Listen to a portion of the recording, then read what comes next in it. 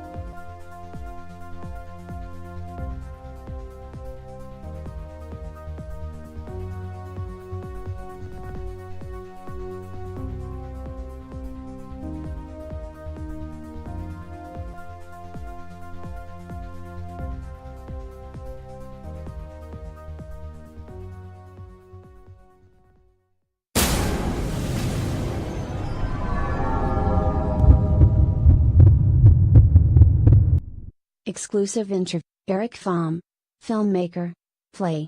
Look, I think someone tried to kill me tonight. There was a small burst of unexplainable, sudden deaths, usually with people that either knew each other or were affiliated somehow.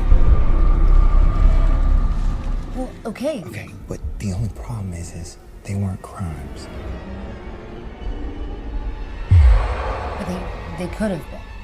Well, we can only go off what we know, and none of them point to someone.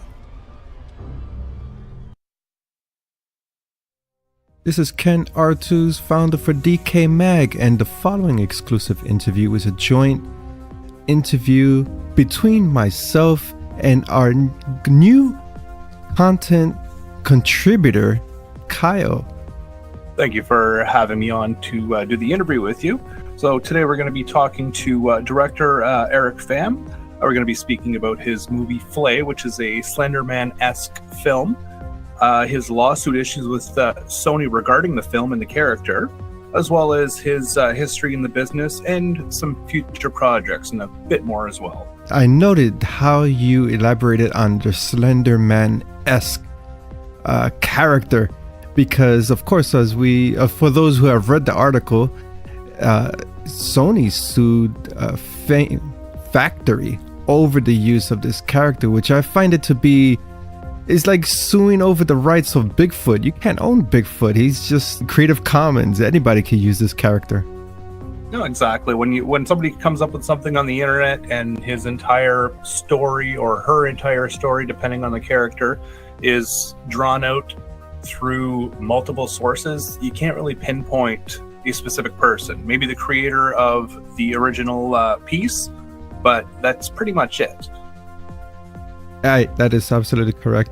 And of course, when all the legalities, even after the case is resolved, there is that NDA, non-disclosure thing that he cannot spill the beans on too much details, but he gave us plenty of information about the case and about his troubles, especially as a film director, because at the end of the day, the film, after you complete your film from the production floor, it's a product, and then you want to put this product out so that way you could make money to make your next film, and the holdup would have been devastating. No, exactly. Like ask any director, creative, if they aren't able to sell their piece, their product, their writing, even, they're at a standstill. They'll basically have to start from scratch, go work a regular job, build up the money for what they're doing, and then start over again. And it's like you said, it's devastating. And imagine everyone who was involved on the project if this film would not have been released, which of course it has happened. I do recall if the film eventually did release, but years later, RoboCop 3, it was when Orion Pictures went bankrupt, and that film sat in the can for years. I'm thinking about more than 10 years before it was released. And the actors themselves, they're the ones suffering because they want to see their performance.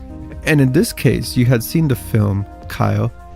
A lot of investment went into CGI, and that stuff doesn't come cheap. No, it definitely doesn't come cheap. But when you have somebody such as Eric Pham, who has a history of special effects and things like that, he definitely has an edge over the competition. He's got connections in the industry, things like that. He's got the personal experience to be able to do it himself if need be. Right. And that is some of the areas that he had elaborated in the interview, some of the topics that I had discussed. You had discussed the legal area, Kyle. I discussed with Eric the business part of filmmaking, and also we invested heavily in the opening frame of the interview on his career, how his career developed as a CGI artist working for Robert Rodriguez and a couple of his films, to now creating some of his film. It's a very intriguing evolution, and I always find in each interview to be inspiring in some way.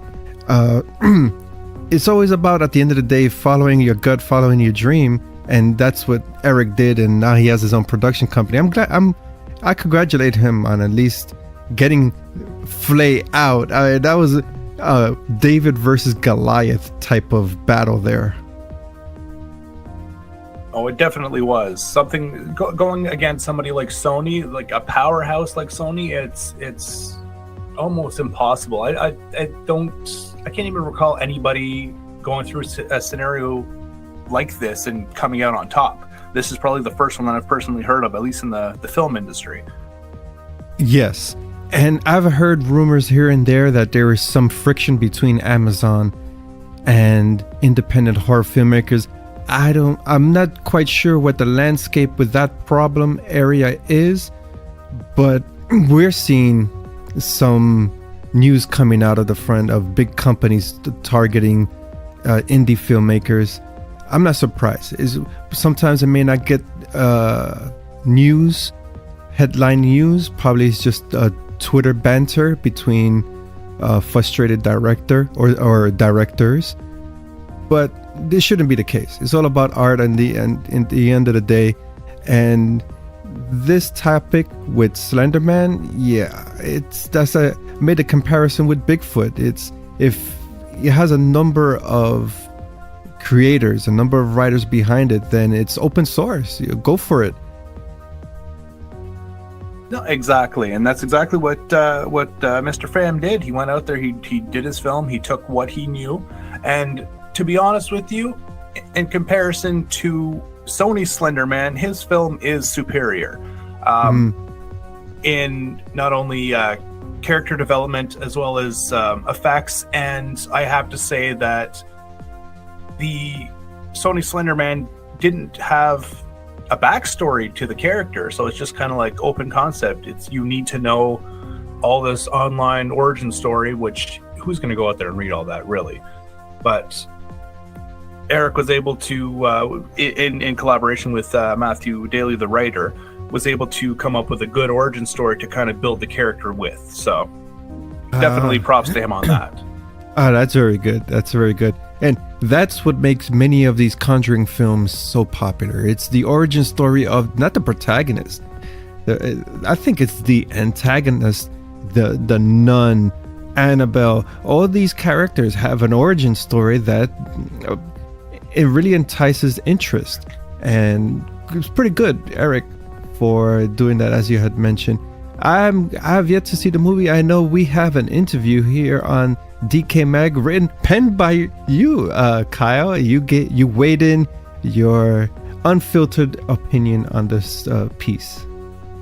No, absolutely, I did. And if anybody wants to check it out, we've got a couple of pieces from me online. Regarding the topic of Flay, as well as in the DecayMag issue 1, which we go over the lawsuit. You definitely need to check that out. Yes. And without further ado, here is our interview. Kicking off the interview, please, a little bit about yourself, an origin story, if you will, how you got your career in film production. I started in film production in a very roundabout way. I mean, I started out in visual effects, and I have 27 feature film credits, doing all types of visual effects work, compositing, visual effects supervising. That's when I was living in LA. But I knew I wanted to go into film production, filmmaking. But visual effects was somehow easy route for me because I started out as an artist, designer. And so that was just an easy transition to learning visual effects software and doing visual effects in general. After that stint in LA, I went to Austin, Texas, and worked for Robert Rodriguez since Spy Kids 3. And that was a really, really useful experience working with Robert. He's really a talented guy, and I learned a lot from him. And so in around 2006, after Grindhouse, that's when I started on my own. That's when I really decided, okay, it's time. I've learned all I can in post-production, visual effects, everything behind the camera I knew how to do. So it was time for me to finally venture out and be in the production side, meaning writing, directing, producing. And so that's when I first started. And right now I'm working on my third feature and also a TV series. With the visual effects, one of the topics that we always talk here on DecayMag is the visual effects, especially for horror. Practical effects is always favored, but I find that if visual effects is used to pepper practical effects, I think that's a good way to go. I think so, and it really depends on the story.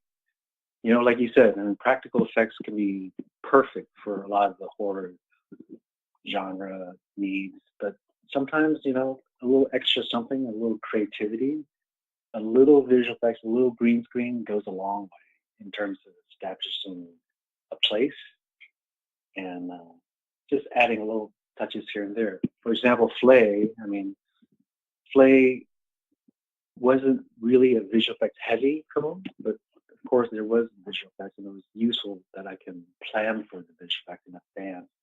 In terms of when the script was being written, I knew exactly where I would do visual effects, have the most bang for the buck, you know? Right, right. And especially with the character Flay, which is like a Slender Man type-ish entity, we would definitely require some visual effects. In comparison, is not a zombie where practical effects would be the necessary route to go to create this character. Right, right. I mean, originally we did attempt to do practical effects in terms of his mask and his look, but you know, just working in very high summer heat in Austin, Texas, the practical effects had unwanted side effects, meaning didn't work quite as well as we wanted. So we ended up replacing everything with digital effects for him, in terms of this case at least. Ah, well, that's an interesting tidbit right there. One film, it was a short film a couple of years back that released in the film festivals. It was titled Let's Play Dead Girl. And what I like about that one, they also used the Slender Man character there as well. And I enjoyed the use when they merged visual practical effects with visual effects. You see the guy, the costume, but he'll have the tentacles, of course, is visual effects. I thought that was a creative route as opposed to other incantations of the character before that. And for me, visual effects was really a means to be really creative in terms of establishing all the dream sequences in Flay. What were some of the obstacles and some of the learning points in getting this film from script to screen? Well, there's a few different obstacles. First, I mean, you know about our legal issues with Sony. I mean, I think this is a hard one because knowing for a fact that Slenderman itself and this whole mythos of Slenderman was an internet created myth, we knew that not one entity can own this because it wasn't created by one person. But of course, the chain of custody happens and someone does try to claim it as their own, and then Sony eventually have the rights to that. And so instead of dealing with a smaller entity, I was dealing with a large corporation, which had a lot more resources and a lot more time, and it caused a lot of trouble for us. So I wish that, well, I'm not really sure what we would have done knowing this would have happened in the first place, but learn as you go. But that's only one issue. The other things I really learned from doing Flay is, like I said before, learn a little self-discipline by cutting down the script even before you shoot. I think we had a couple months of pre-production, but by the time we were ready for production, we had 2 weeks. It always seems like such a rush, and so I guess, I keep telling others this, and I'm still learning from it, meaning development and pre-production, the more time you put into that, the easier, the more you can have everything you need and want during production. It's always such a pain when things don't go as planned, especially losing locations or losing different aspects of your production that you can't control. From the known reports regarding the lawsuit incident regarding Sony's attempt at silencing you and your film Flay, we've we've read that Sony had sent you multiple cease and desist letters. Were these issues brought to you through the mere fact that the leading antagonist resembles Slender Man, or was there more to it than the likeness factor? It was pretty much the likeness factor. I mean, our storyline had nothing to do with the existing storyline of Slenderman. We had our own origin story, so it's really the likeness, and that's where the issue that we had was, you know, they try to, well, they did. They sent cease and desist to our distributors, and of course, distributors, they get scared. They don't want to be dealing with any legal battles, so first they shut down. And so multiple times until, you know, we had enough. We had to do this lawsuit to counter what they're trying to say, which is, you know, the big question is, who really owns Slenderman? And in my opinion, no one really owns it. I mean, it's created by multiple people. And you can do that through, you know, the history of creation. So that was a big hurdle to get across, was just to figure out who owns this Slenderman. And of course, this lawsuit, we never went through to its conclusion. But I'd rather conclude it now than wait another couple of years of you know, lawsuit time. You know how things can stretch out. Oh yeah, believe me. Yeah, I've heard horror stories. So basically, Slenderman is public domain. In my opinion, yes. But of course, Sony, working with Mythology Entertainment, they claim, you know, that's their ownership, that's their IP. And that's where the big question is. I mean, who really owns it? Can you really own something that was created by more than one person? Because if you look back at the origins, there is one person who created the first drawing, first image, that you would say would be the origin of Slenderman. But, you know, that image looked nothing like the image of Slenderman today. So you have to ask, okay, who contributed to the next image? Who contributed to the next story that created this next story that created this version that we see today? So that's where the gray line is. Like, can one person, one entity own this when it's collectively created by the collective, you know? Yeah, because it's covered under the creepypastas online, because throughout, I'm not sure exactly when it started, but throughout the years, I've seen various stories and things like that. People talk about this story, that story off of Reddit or 4chan or whatever place that they're finding it from. But there's no official source. There's no official person who's like, okay, well, this is the story, this is the history, this is this character's origin, or anything of that nature. Right. Yeah, I mean, that's the true issue right there. It's almost like saying, you know, I have the copyright to Santa Claus.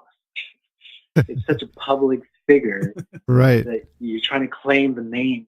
Well, actually, according to trademark, name can be trademarked. So the name itself can be reserved to a certain party if they keep consistently using it. But I don't have an issue with that, because, you know, okay, they claim that they own that word, but they're claiming more. They're claiming they own that likeness of a faceless figure in a suit.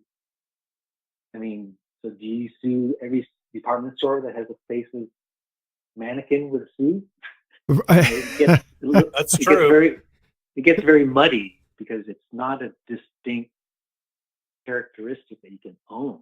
But of course, you know, that doesn't stop a big company like Sony to do so, because it is their legal right to protect their property. But, you know, I have to ask, well, who truly owns it? You say you do, but do you truly own it? And I think if we gone to our conclusion of our lawsuit, which would have taken years, I think I would have come out in my favor that says no one really owns it. Mm. But practicality aside, I have to accept the fact that I cannot wait another 2 years for this to finish. And, you know, the settlement was good. We get to move on, and it took us to actively sue Sony to get this resolved. Otherwise, it wouldn't get resolved. And I'm sure there's been other Slenderman created movies that have been shut down. I'm sure I'm not the only one. I'm just the only one that's gone back. But the good thing is, at least David defeats Goliath in this scenario. So to speak. I'm glad that we're finally able to release this April 2nd, on iTunes and Amazon at first, and then be more widely distributed after that. We already have a foreign distributor trying to shop it around. We'll be that's at the great. Cannes Festival. I think we're going to have a screening there at the Cannes Festival too. That's great. Yeah. That's congratulations. Very excited to have that. Yeah, because you're definitely the first one that I heard of in this scenario, that at least publicly, regarding the character. But in all facets of media, video games, movies, TV series, like all sorts of stuff, even people putting YouTube videos up, like they all use the character freely, and I've never heard anybody getting shut down or having Sony go after them, or anybody going after them for that matter. Yeah. To me, it's a little bit crazy that they would specifically go after you. But I'm going to assume that was because they had their movie coming out roughly around the same time, correct? Correct. We were coming out months before theirs, and it kind of challenged their own opening date. I think that was the real reason why it got shut down. And with Flay, of course, we have this Slender Man type character. I've seen the rise of this character and others as well, rising from the creepypasta online platform. And it really brings a smile to my face, because I see a lot of original content really getting the spotlight, as opposed to a few years back, we had the same regurgitated content with slashers. Here we have a whole different slate of characters created by relatively regular average people. Yeah, I mean, that's the amazing thing about this whole mythos. It's not really created by one contributor to this. And there's a lot of really creative stories out there. And in that tradition, I mean, I realized that I didn't want to follow any origin story that existed. So we created our own origins for Flay in terms of how he came about. So that kind of sets us apart in terms of, the whole mythos. We're adding to the mythos instead of copying the mythos. Because if you look back in different traditions, even Japanese tradition, they had the Nopero Bo, which is the faceless ghost. But it goes back hundreds and hundreds of years ago, before the whole Slenderman mythos was generated. It was all based on other cultures in terms of faceless ghosts. Even the Native Americans had faceless dolls. It's just not a unique just to the U.S. It's found in many different cultures. Right. And it's good that you bring that up, because there are so many different, yet untapped characters. And you mentioned Japanese, and we have Latino community, we have even African creatures of folklore that has yet to be touched on in the horror industry. Right. There's no need to copy anyone else, because they're just so rich of just true stories out there you can draw from. Supernatural tales that blend the psychological aspect. I think that's a very fine combination for the audience, because the audience may say, is this person a little bit nutsy? Is this an actual haunting? Is it a little bit of both? Yeah. I mean, it truly came from my childhood. When I was 8, I actually saw a ghost in my house. And the funny thing is, there was no face to it. It's just this person in this white pajama-looking outfit, but no face. And ran as fast as I can out of the room. But it still haunts me today that there's no face to it. Huh. That is quite frightening. Still living in Vietnam. I was born in Vietnam, so given all the dead soldiers and ghosts that happens around there. That is not the first time I hear of a filmmaker, especially in the horror genre, that creates a film based on real life episodes, whether it be seeing a ghost or sleep paralysis, which is in itself frightening. Yeah, yeah. And I think that's what filmmakers should do. They should draw within their own stories and try to find something that expresses them. I think a lot of the problem right now with genre filmmakers is, yes, filmmaking is an art and a business, but sometimes if you go purely just for the business, you're losing a little bit of yourself, and losing a little bit of self-discovery, because we're all here to tell stories, our own stories, and how it reflects our own culture and past, So you keep drawing and just doing it just purely to make money, to purely do horror for the fame or for the kicks of it. I don't think you'll get very far. That's an interesting What I'm point. trying to say is, even if you're just doing purely horror, you're eventually going to do more. That Right. comes from you. So you might as well start with something that has a little bit of you already. Don't wait till later. That is absolutely correct, especially when, well, two things on that note that you have mentioned. And let me touch on the first thing that popped into my head is what I hear most with filmmakers is, of course, they create their artistic vision on film, whether it be a 2-3 hour film, and then eventually it would have to be condensed to 90 minutes in order for their artwork to be sold as a product, as a commodity for the general public. And that's where the line is blurred there with art versus you want to make a profit and it has to go into business realm. Yeah, exactly. But then, that could prevent it if you're a disciplined writer and keep your script short in the first place. You save a lot of time and money if you could just edit yourself before you even start shooting.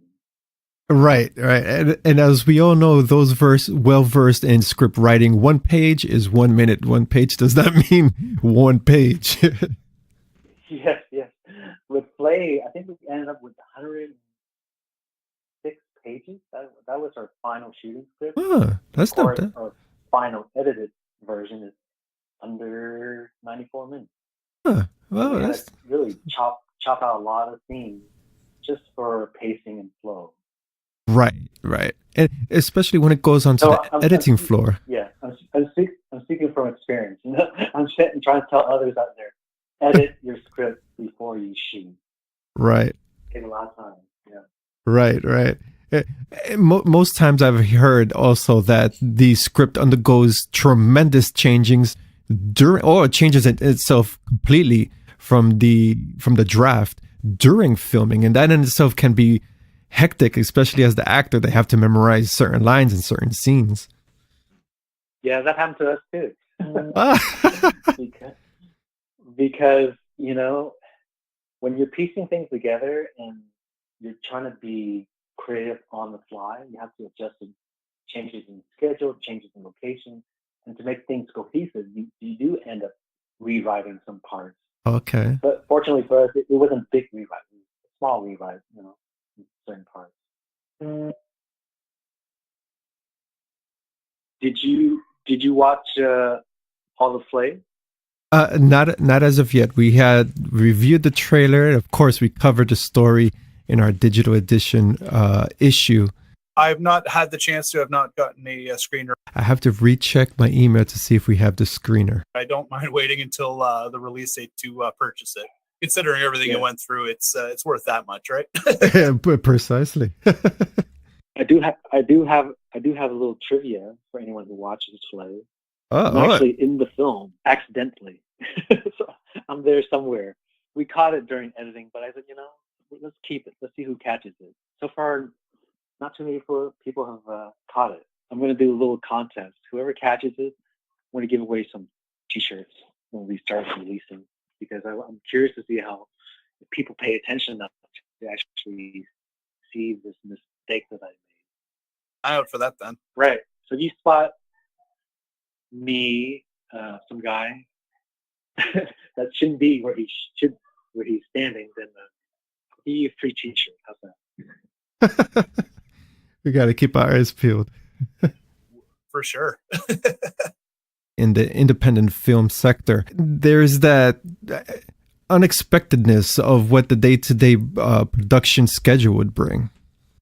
We didn't have that much trouble, but it did come about, especially with injuries. We were in the woods shooting our finale scene, and our main actress, Ella Mont, she had poison ivy. Even we cleared the ground multiple times. Yes. We had people walking barefoot, just make sure nothing was, dangerous or allergic. But she ended up getting poison ivy. We had to take her to the ER that one day.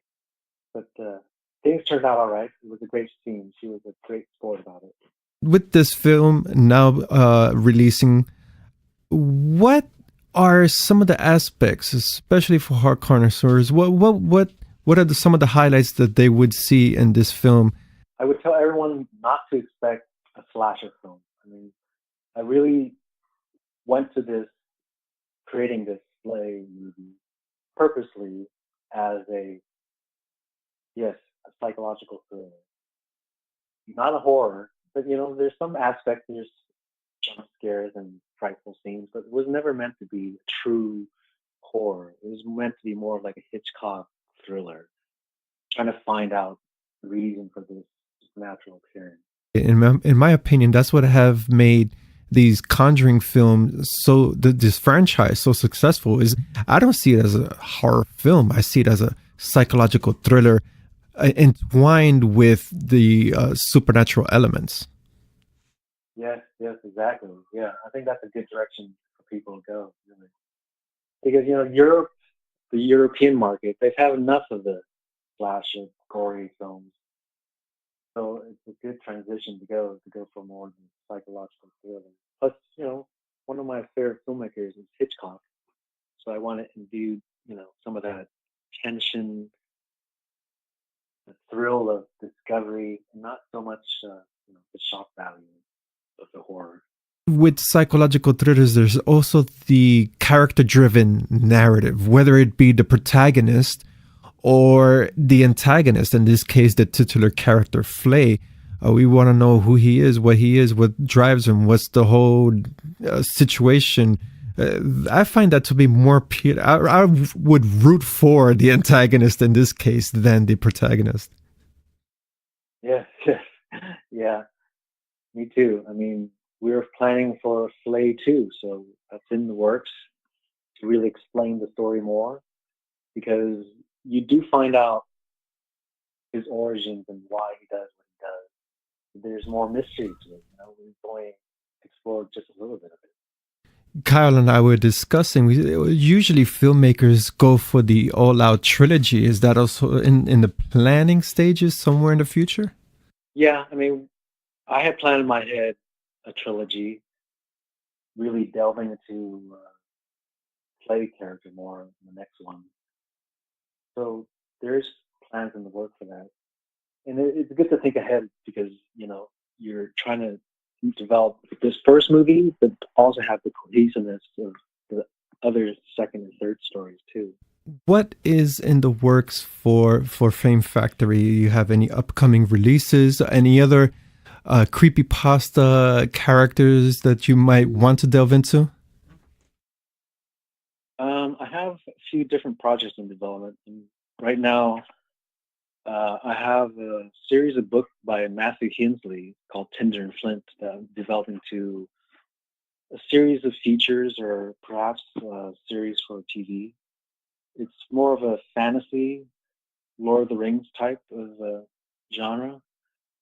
Pretty good though. It's really, really exciting, because Matthew's done something a little different than just the classic, Lord of the Rings genre. So I'm excited to work on that. And then I'm also working on a TV series, a sci-fi TV series with Cross Creek Pictures. That's very exciting. It's going to be my first true foray into TV, so I'm really looking forward to that. So it's a fun little question I like to ask actors, directors, people like that who I speak to. So let's just say a billionaire approaches you and states that they love your work and they offer you unlimited money to make whatever film you want. It could be an original creation, a remake, a sequel. The sky's the limit. What film would you make and why? I would make a film about the Vietnam War based on my own experiences.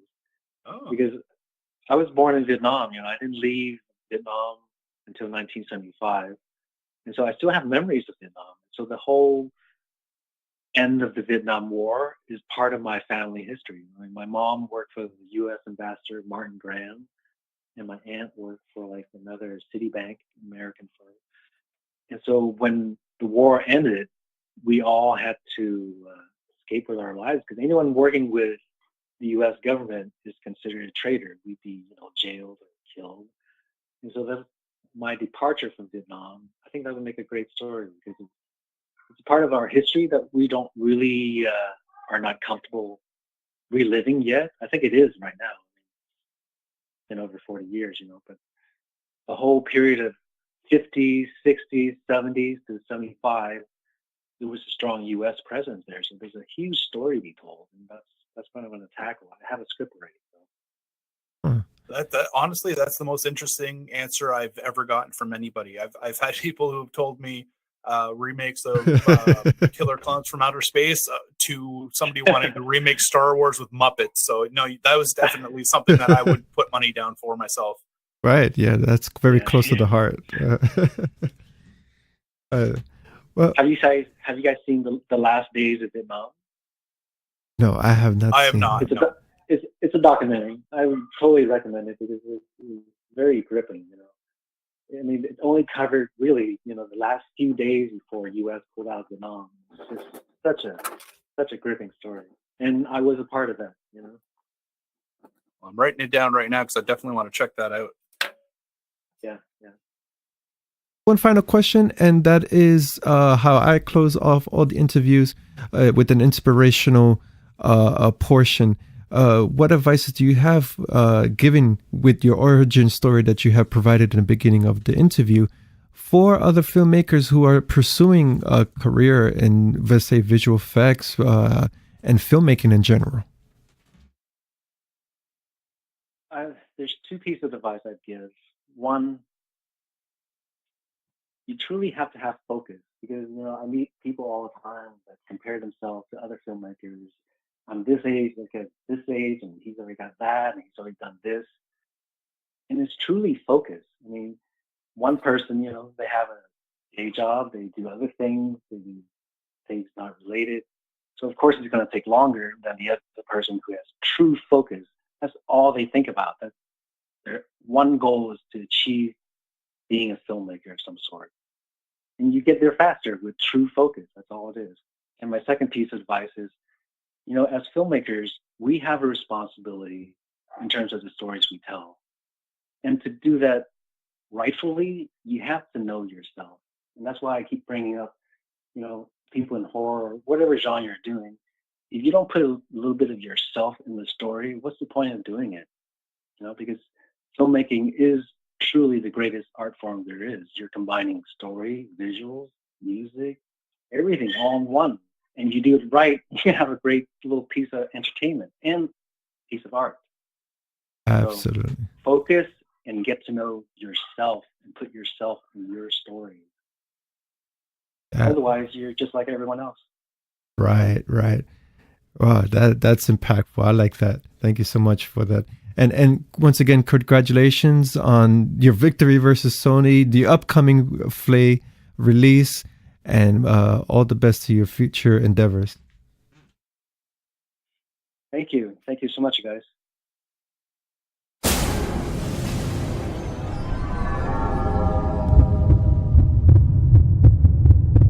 Segment 2. Television and streaming. The Walking Dead ratings continued to decline.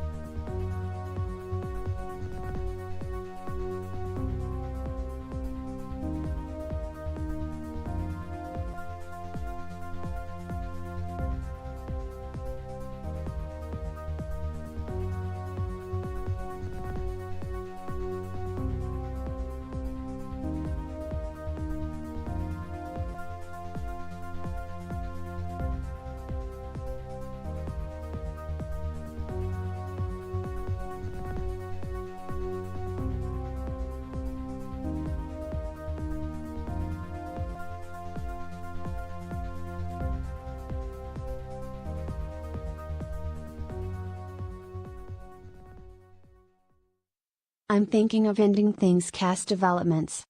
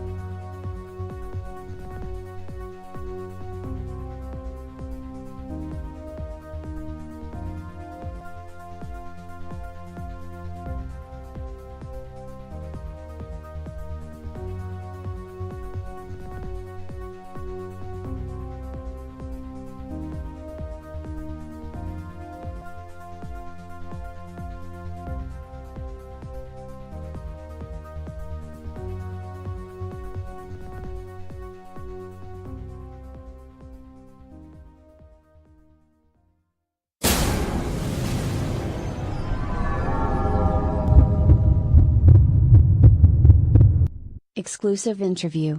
Veronika Slowikowska. Actress. What We Do in the Shadows.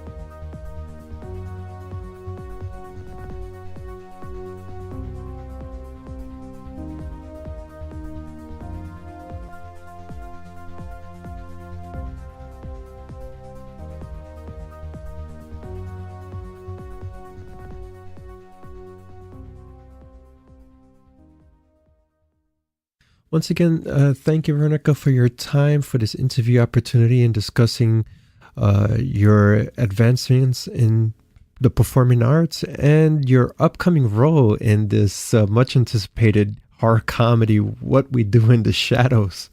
Wow, thank you so much. It's been a great year for me for sure. Oh, that's great to hear, especially when it comes to those advancing in the performing arts. It could be a little stressful trying to get to secure the role or whatever the case may be. Absolutely. A little bit about yourself for those who are unfamiliar with your work and what have you accomplished, and what brought you into jumping into the performing arts. Yeah, so I'm, I guess now, a actor, creator, comedian, improviser. Yeah, I started off acting, doing community theater in a small town in Ontario, Ontario, Canada, and then I don't know, I was always shy as a kid, so theater was kind of my escape and how I express myself. And then I've always had a bit of a funny bone and continued with that. And then the last kind of 2 to 3 years, I've been very much into sketch comedy and improv, and I do a ton of that in Toronto. And yeah, and then I've been writing my own web series and performing 5 to 6 nights a week in Toronto. So yeah, and then I also went to musical theater school. Um, did a bunch of live stuff, and then slowly transitioned into film. And film is kind of where I'd like to be, but I love performing live as well. You mentioned improv, and that's how this interview is structured. No questions whatsoever, and everything is just off the cuff, unscripted. So you're gonna feel more than welcome here.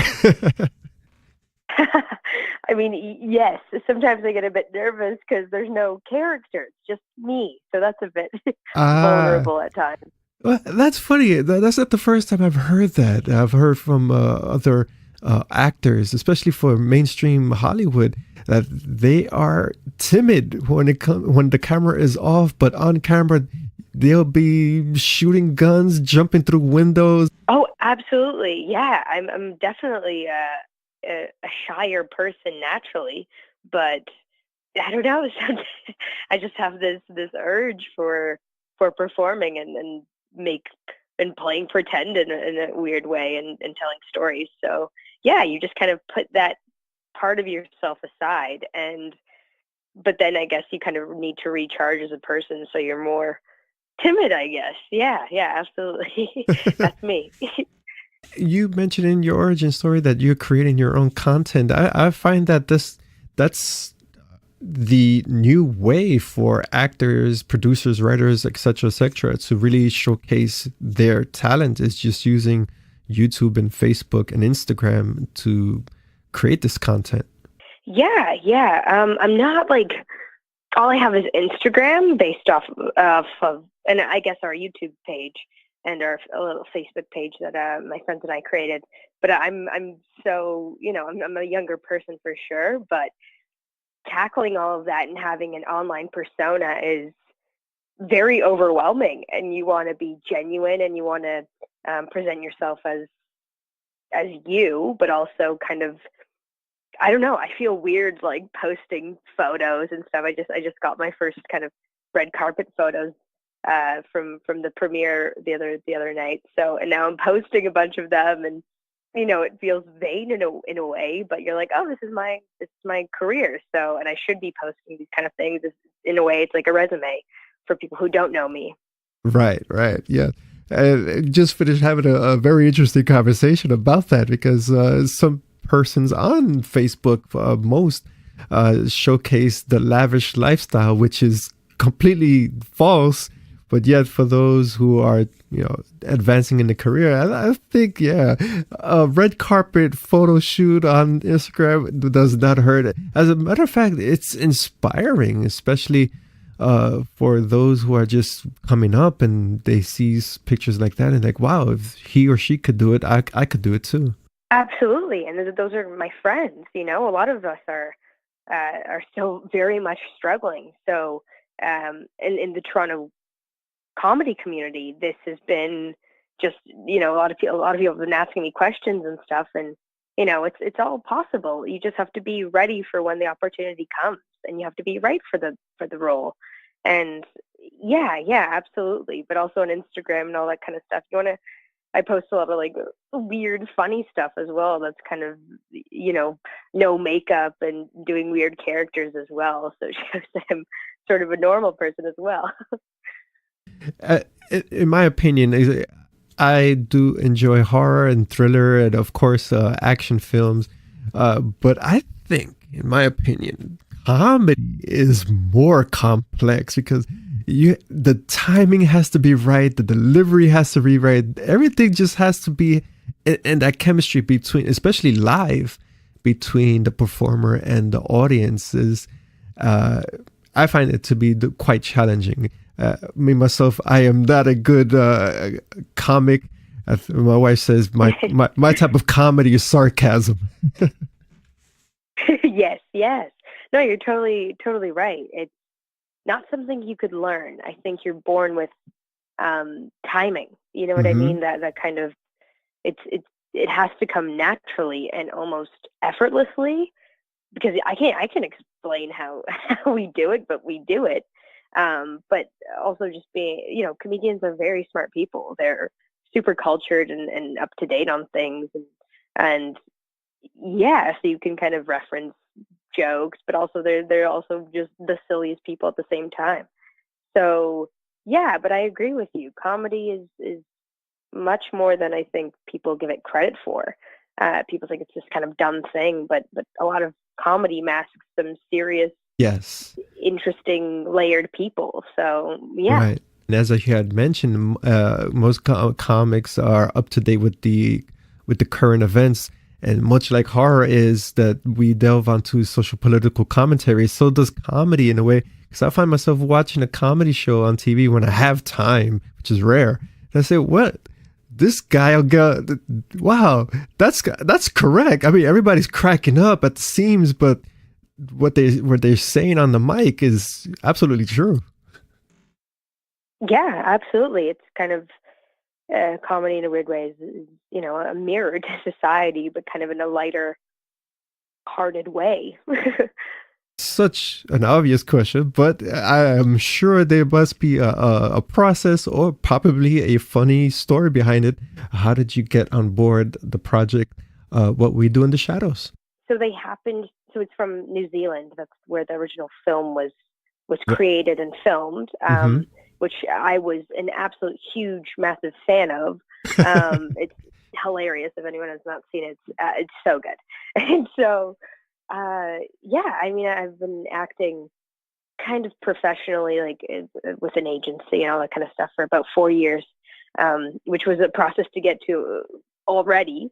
Right. And then, yeah, I mean, I'm kind of a weird, unique girl, a little bit quirky and nerdy. So roles for me aren't that, they don't come along that often. So when I saw this, I was like, man, this is perfect. Like, I know exactly what to do. I know the tone, the mockumentary style. Like, I'm so ready for this. So even just auditioning, I was telling everyone, I was like, guys, like, this is the coolest thing ever. Like, I didn't even think about getting it at all. And then obviously had a little bit of a that'd be the most amazing thing ever. But I've auditioned for probably thousands of things that I have not gotten. So yeah, and then I just went in. I auditioned for a casting director, and she let me improvise a lot and say the weirdest things. We did a whole scene that was completely unscripted. So that was just a dream come true. And I was like, oh my gosh, that was so much fun. And then, yeah, it was one audition. And then I found out, I think 2 or 3 weeks later, and just was in a cafe. I was producing an improv show in the city, and I was working with a friend, and just got the call and absolutely just bawled my eyes out because I was like, holy crap, like I'm going to meet with work with my idols. Like, this is out of all the projects that I've auditioned for in my life, Right. This was the one that I wanted. And it was just strange how, it's yes, it's luck, but it's also being ready for an opportunity like that. The luck was that they were filming in Toronto and that I had okay. the opportunity to audition. Right. But I was also, my skill set and me, I think they had someone else in mind at the beginning, but just really owning that and having the right skills was my preparation. So yeah, that was kind of it. And it was a one audition kind of deal, and then I was on, and then the next day after the call, I was at a table read with people I look up to and have, celebrities in my eyes, and people that I was like, holy, I've been watching you for forever. So Right. that was a dream come true. Yeah. Oh, First of all, before I proceed, congratulations on that. That's a very inspiring story in itself, right there. Oh, thank you. Thanks so much. Yeah. Before I jump into your character, you mentioned skill set, and uh, one thing I do remember from a previous interview a couple of weeks back is the actor he had mentioned also about having a sharpened skill set, and that would lead to bigger roles. And how to sharpen those skill sets is getting parts in commercials or doing voiceovers. Do you yourself find that to be such an important? Well, I think you're a walking testament right now since you're on the show.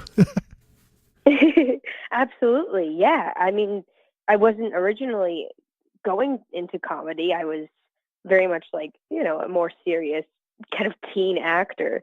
And then I auditioned for the Second City Conservatory, and that's when it propelled me into comedy. And I was doing that just to expand my skill set and to, Okay. yeah, exactly, to be ready for, just make myself more available to other roles, so that I'm not just comedy, I'm drama as well, and yeah, voiceovers as well. I've been totally into, and for this especially, it's improv. Like they Right. wanted, I don't know if they wanted improvisers, but you needed to be able to improvise. You needed to be able to go off script and make up your own jokes, which a lot of actors I don't know if they have, but it's definitely a skill worth learning. You could see when it's improv and it's not word from word from the script, the emotional content and context of the monologue or dialogue behind it all. At a glance, or if you're just sitting in the audience, it just comes out more natural. Exactly, and I think that's why they let us kind of go into that, was because it is a mockumentary style, which is mocking documentaries.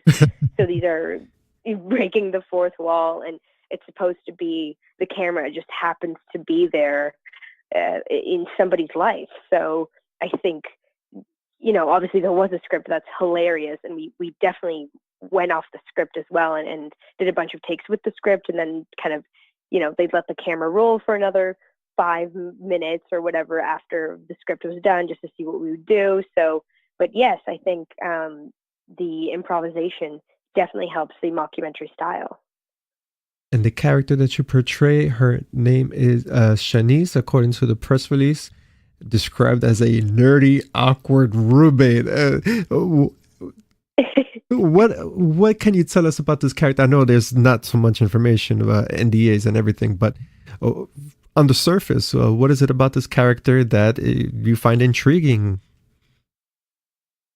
Yeah, so she's a total nerd, which I am too. So that was kind of the first the first thing where I was like, oh, this is she's close to my age, nerdy, like I don't know if she cares about her appearance too much, but so that was kind of different.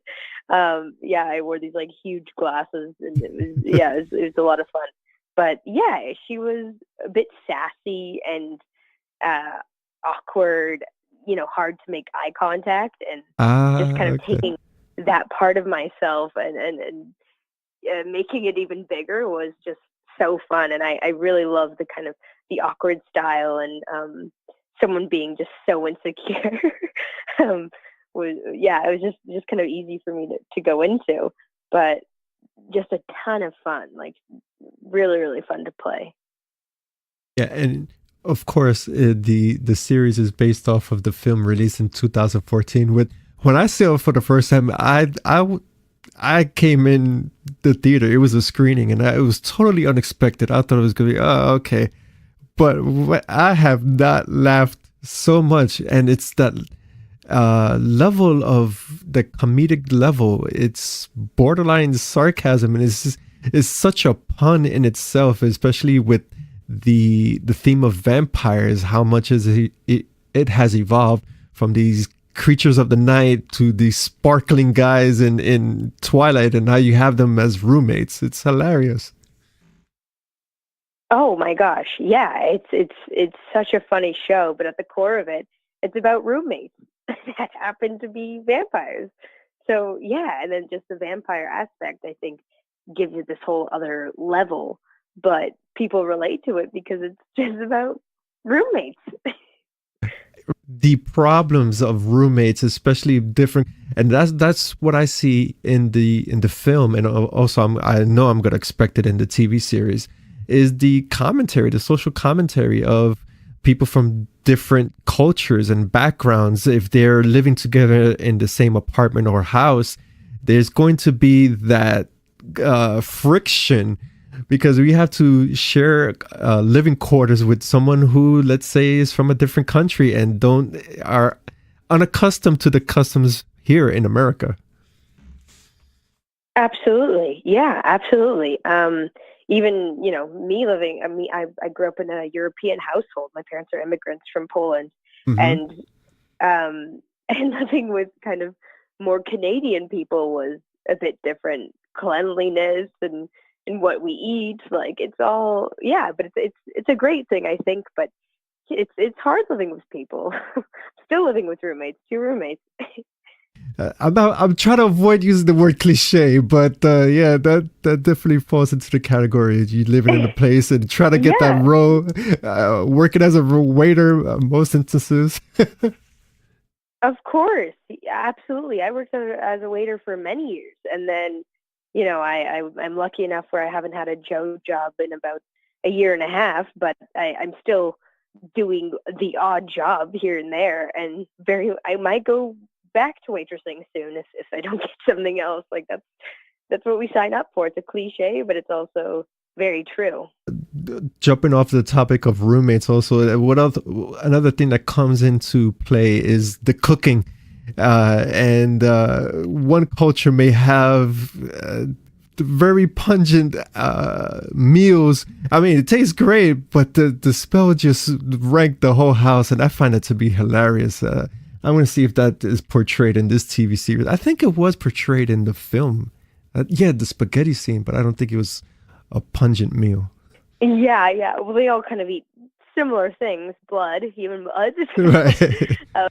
But yes, I think I think there'll be a lot of jokes about that, and leftovers and that kind of stuff. So yeah, just roommate stuff. And your portrait of Shanice in the series, is that going to be a recurring role? Because I see in IMDb there's only listed twice. Yes, I am in 3 episodes. She's a reoccurring role.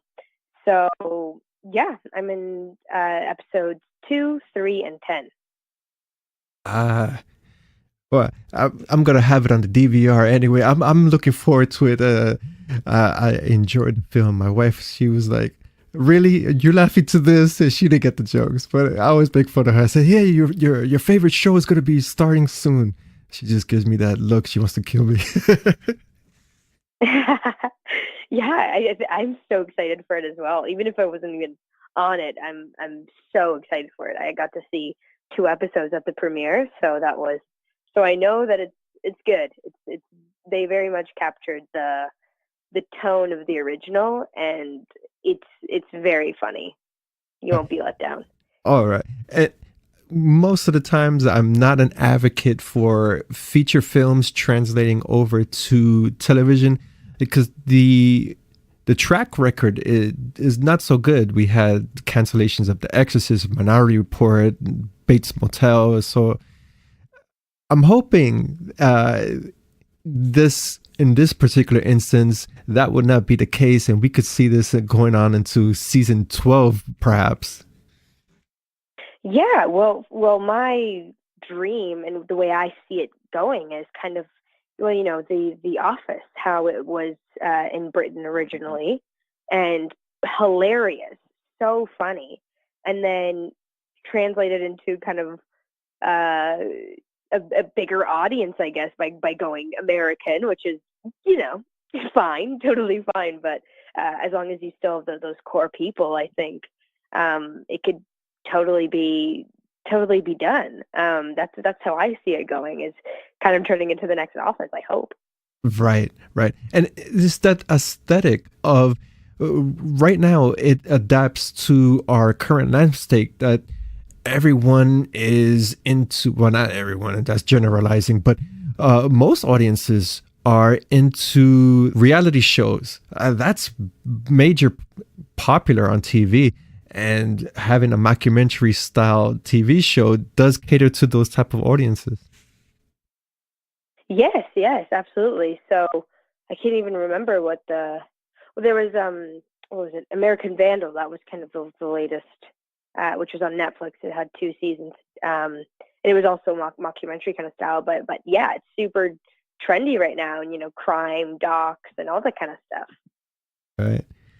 And jumping off from your role, once again, congratulations on that and what we do in the shadows. What other projects do you have in the works that you can share? And just reading off of your bio here on the press release, you are part of Bad Dog Theater's featured players. I find that to be quite intriguing, training others the inner workings of improv. Yeah, thank you. Yeah, so Bad Dog is a fully it's a theater here in Toronto that is improvised theater, so nothing is scripted. And yeah, I'm lucky enough to be part of their cast this year as a featured player. So I'm there all the time, basically living there and performing. Every Saturday we have a show, and so you just kind of make stuff up as you go, and that's the great part, is that we never know what we're going to do, and we have a great cast this year, and yeah, it's great. It's kind of like being on a team. We rehearse and learn different formats, and then make things up as we go. Yeah. Is it okay? So this would be something considered, let's say, off Broadway. That's the type of medium this would be. In Toronto, yeah, even I don't even I want to say even off Broadway. It's pretty high up here in Toronto. It's that and Second City, and those are the only 2 improv places in Toronto. I asked because there's a market for this here in New York. There are off Broadway or off Broadway that are improv. One was science fiction, which totally blew my mind. It was a science fiction musical. So I see that there is a whole market for this. Audiences want to see nothing scripted, everything coming with emotional context, be it comedy or action or drama. Yeah, absolutely. I was just in New York, and I saw a UCB show, so that was really great. Upright Citizens Brigade, and yeah, I mean, people either think it's lazy or they think it's so impressive, because it's kind of like a sport where there are boundaries and there are rules, but every rule can be broken, and you can. And it's for me, it's great because you're present. You are fully involved with the other person. You're not thinking about your lines. You're listening to what they have to say, and exactly taking emotions and stakes, and doing it all on the spot, and it kind of becoming this like magical thing is what I love about it. Hmm. And what do you see? One area that is kind of iffy. Most would shy from it, others embrace it, and that is the long-term goals. Do you embrace such a thing, such a concept? And if so, what do you see yourself doing in, let's say, 5 years from now? Just in general, or in the improv kind of world? In general. In general, wow, great question. Working. That's that's important. Making enough money to live and eat. That like mainly off of acting and creating. That would be the goal. Right. As for long-term goals, I hope to. Yeah, I really do hope to make my own kind of lo-fi web series that has a bit of a following. That's something I actually wrote and created. That would be one of my goals. I hope to eventually move to America. I hope with just with. I love Canada so much, but yeah, I think I want to live in the States for a while and do some training there, and see how. I've definitely noticed the difference in Canadians, how polite we are, and how Americans, they go for what they want, and I'd love to learn how to do that. Yeah.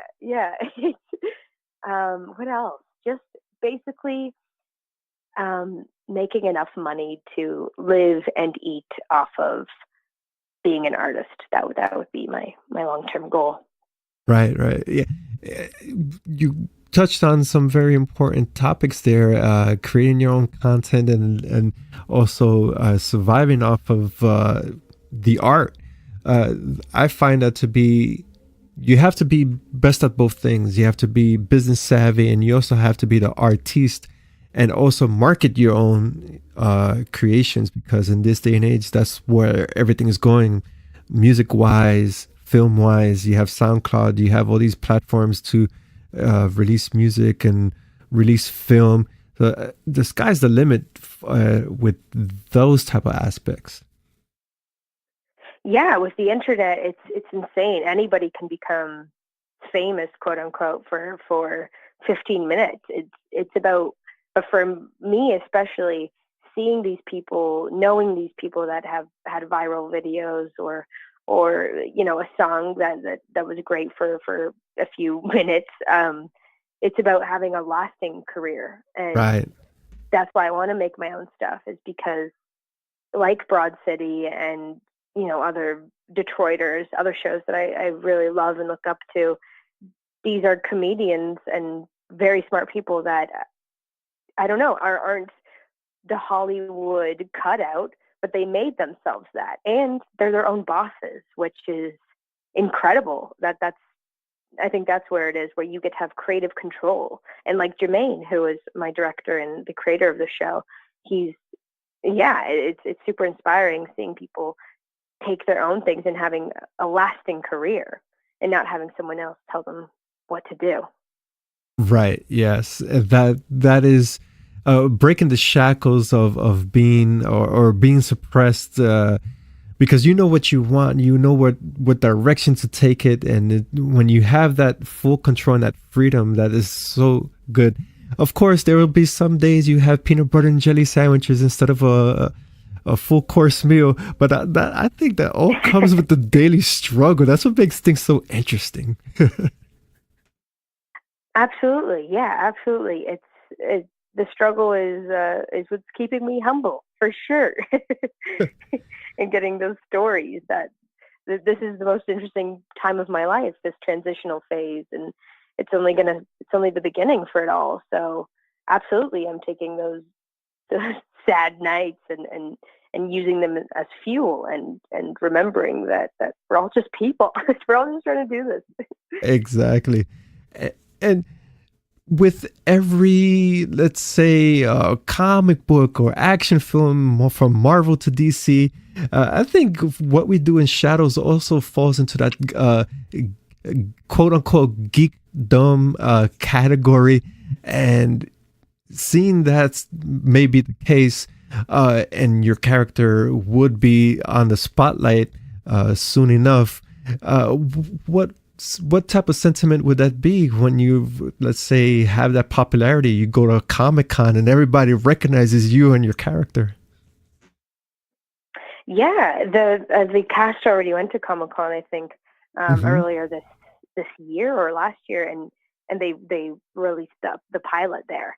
And just talking to them and knowing that they have such diehard fans. Yeah, geeking over things is a great thing. It's amazing. It's gonna kind of give you a purpose, and just loving something so much is a great thing. Yeah, I can't even. I have no idea. I've never thought about this. The kind of the mass of that. I have no idea, but I'm sure it'll be overwhelming, but also incredible at the same time that people love it so much. That's all I want, is for people to really love the show. absolutely. It'll be weird, and at the same time, I think it'll be exciting. You may see, because everyone is cosplaying somebody these days. Someone cosplaying your character, you're like, oh, okay. Walking down the hall, and they ask you for a photograph. Yeah, exactly. It'll be weird, but also the coolest thing ever. Yeah. To close out the interview, one final question that I'd like to infuse into the interviews is that in the advice part, the motivational part, what advices so far based on your progression in your career will you give others? Wow, that's a great question again. The advice that, it's huge. I mean, I'm still figuring it out. I'm a 23-year-old starving artist. So not so much starving, but have been. Might be later. But yes, I've gotten a lot of advice. One of my favorite pieces of advice was, you are enough. And that was one of my acting teachers at school. And basically, you stop trying to change yourself and just be, just let it happen. Right. Another piece of advice was make your own stuff. Stop waiting, work hard, and do things yourself. That was my that was the thing I think that really changed my career so far. Was I stopped waiting and I just went for things. I stopped waiting for auditions. I still went out for auditions, but I had my own things going. So the second you take off the pressure of landing something, you'll get it because you have other things going for yourself. Start watching movies, start watching every TV show. And be a nice person. I think that's a big thing too, is be nice, say yes to everything, because you never know where that'll take you. And yeah, that's kind of it. Right. Yeah. Well, you make great points across the board, and it touches on what we have discussed earlier. You make your own content. We have the platforms disposal. We live in good times. We have everything for free. Hopefully, it will stay that way, and we could create our own stuff. Exactly. There's no reason for you not to. So, yeah, just post your weird stuff that you make. That's what it is, and be genuine and do it for the right reasons. Thank you so much for your time, Veronika. Once again, congratulations. I'm looking forward to this film. As I mentioned, I have it on record on the DVR. For some strange reason, I may not watch it once it airs. It's going to be recorded, and I'm going to digest it fully. Not a problem. Thank you so much, and thank you for taking the time to do this.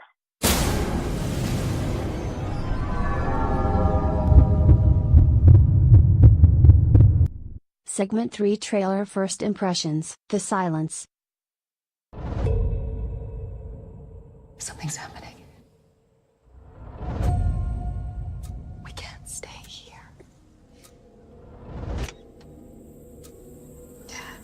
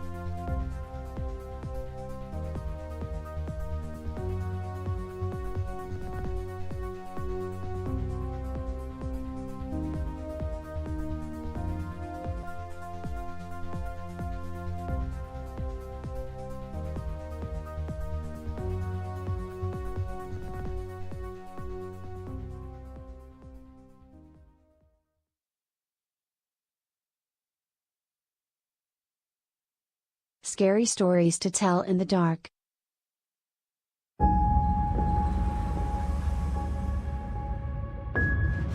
This town has told stories about me.